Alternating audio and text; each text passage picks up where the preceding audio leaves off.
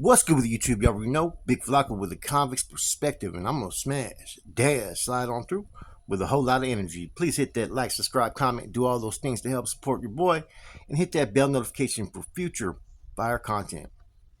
So, man, I'm about to take a trip real quick, man. I'm gonna be flying out from where I'm at, heading out of state. So, man, please pray upon me that I have a blessed return, that nothing bad happens, and that my flight goes as it's supposed to. But without further ado, let's get to this topic. This is about a murder that has happened in a Southern California prison last month that it still has not hit the press release. A man who's convicted of fatally stabbing someone in 2017 just died at a Southern prison. His name was Alan Christopher Gaeta, Gaeta, 46, was stabbed to death in state prison in Los Angeles County on August of 2023. Alan Christopher Gaeta was attacked August 16th at the California State Prison, Los Angeles County, and died at the hospital the same day.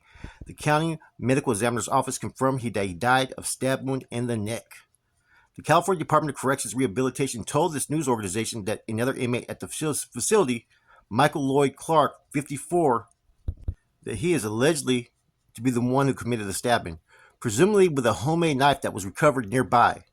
Gaeta, 46, was serving a life sentence in state prison after he was convicted in 2019 of killing 31-year-old Rodolfo Lopez in San Jose 2 years prior. Now, apparently, the killing happened in 2017 on September 8th on Center County roads, right? I guess this coyote approached the victim, right, and repeatedly stabbed him in the chest with a steak knife.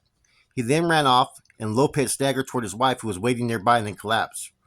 Responding police located him with the help of a fruit vendor who reported minutes before the stabbing. Gaeta slashed at him at his stand a mile away near Hellier County Park. That says that the vendor traveled from Mexico to actually testify in this murder trial. Man. Now, he was found, he had the steak knife found on the floorboard of his car. There was no motive ever established at trial. But Gaeta had no connection to Lopez. People who knew Gaeta at the time said he had been trying to rehabilitate from a gang lifestyle in which he was a victim of violence and fear he had relapsed into a substance. Now, apparently, the individual who's being alleged suspect in killing him had been in the state prison since 92 following the conviction of attempted murder in San Diego County in the city of Vista. It also shows that in 1994, his original 14-year sentence was compounded to a life sentence for an attempted murder of an inmate. And in 2011, he was given consecutive life term for murder and the death of another inmate. Now, in addition to all that, right, Clark, who goes by the name Two Crows, self-published a memoir this past February in which he reflected on his Native American background and his experience with crime, violence, and drug use that preceded his incarceration. Now, I did a little research into this individual and the murder that he was convicted of, right? That happened in 2017, and the victim, man, was a regular family dude, had no involvement in the gang lifestyle, past, present, or, you know what I mean, at all. And so it was a senseless killing, man. And karma has a tendency to work, and I hate to say that, right? That a lot of these dudes that have kind of committed some of these senseless murders and whatnot out there in California end up hitting prison. Some of them end up going SNY or whatnot, and for some reason they get themselves in crosses because apparently when you have certain behaviors like that, it all comes out. And when you're amongst men who really don't care about that, there's a lot of dudes who have no problem basically peeling your cap based upon who you are. And this is a prime example, man. It seems like the suspect, has his own struggles.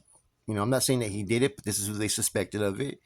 He talks about it being a Native American and, the growing up and the violence that he experienced. And it also says that the alleged victim here was a victim of gang violence in his past and that he may have relapsed. So, like I said, sometimes the gang lifestyle and the PTSD that sets in and some of the stuff that people experience, it's not an excuse, but it is real though, man. You can't take that from anybody that these situations don't arise because they do. It wasn't that long ago you had that one Southsider that went on a rampage and just was killing random people, going through homeless fucking encampments. And basically, he ended up even killing a North Daniel that I knew, you know what I'm saying, from when I was a kid. So you never know what one is capable of doing when you combine prison, PTSD, and drugs in a life that's never changed. Because sometimes people get to that point in life where they don't see no improvement and they only see who they are and what they've become. Therefore, they've come to accept it and think that this is how they got to act. See, the mental mind is really kind of a very delicate thing, man, that it can be toyed with, it can be manipulated, and it could really, at times, be crafted into what you've experienced in life. As you guys know, I always say I don't try to advocate or promote any type of violence towards anybody, except for those with heinous crimes or hideous crimes. It is what it is. We all feel a certain way about that. But I do understand why these situations do arise. You can't sit there and try to sit there and play God and just feel you could do what you want to do anytime, any place, anywhere. And then when you get locked up, thinking you're going to press that agenda upon other men. You know, when you get to prison, you're around another 100,000 people, right? About 10,000 of those 100,000 people that are in the state of California Department of Corrections are fucking evil, and they're sick fucking with it, man. And what I mean by evil and sick with it, they will fucking tear into your ass if you show any sign of weakness, right? And a lot of dudes with these type of crimes, right, who are kind of like sociopaths in a sense, or psychopaths in a sense, but when they get around grown men, they become weak. And like I said, you go to California Department of Corrections, man, you got people like my boy Shadow and Stranger. You know what I'm saying? They don't play by no rules. If they don't like your get down, they see it, you show weakness, and you disrespect them, there's going to be an issue. And that's everywhere in the state of California, But it's different sometimes, like I said, on the active and SNY side. A lot of these dudes that have these type of fucking characteristics like this dude does, right? They can't be on a GP side because they can't conform to rules and structure. Therefore, they end up on the SNY side with a lot of other people who don't want to comply with rules and regulations and whatnot. And this is where people end up getting put in a bad spot. And this is where all that misinformation that people are fucking this and that does not mean that they ain't still with that action or with that business, man. And I stress that for anybody that thinks that prison's going to be easy, that prison's just a walk in the park. It's not, man. It could be stressful at times. It could be dangerous. And you can't allow any of your emotions to surface in an environment like prison. I don't care if you're on a level 2, a level 1, 3, whatever it may be. Even those type of places where the level of danger is, hot and cold because of the caliber of people that are there, does not mean you have to take it lightly. You still have to tread the same way on a daily basis, man. And, with this crime right here, which is kind of interesting, is I've looked through the Department of Corrections, and this story has not broken to the public till today. And prior to that, this happened in August, and they have still yet to add it to one of their CDCR press releases. They are obligated by law to actually report to the communities anytime that there is a victim of any violence in prison. They are supposed to do a press release. I've been noticing lately, they've been waiting anywhere from 4 days to a week sometimes to report when someone is murdered.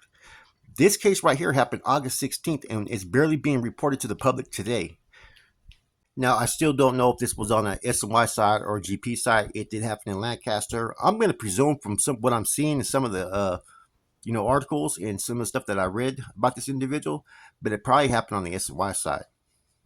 And like I said, man, Department of Corrections has a responsibility to inform the public anytime someone is killed, man. So this right here, though, I want to know why it took over a month for this to even be put out there in any public media platform or forum. And why is it not still mentioned in their fucking press release? Why? I mean, it's obvious that he died from stab wounds to the neck. It doesn't take a rocket scientist to say why the individual died. I don't get it. And you already have a suspect in the hole. Why not report it out there? Why are murders now being kind of privately not discussed and being in the press releases? I want to know that. That's a big question right now, because by law, this should have been reported last month. With that said, it's your boy Flacco, Convict's Perspective. I got to get ready for my trip. I'll tap in with you guys later on. I'm gone.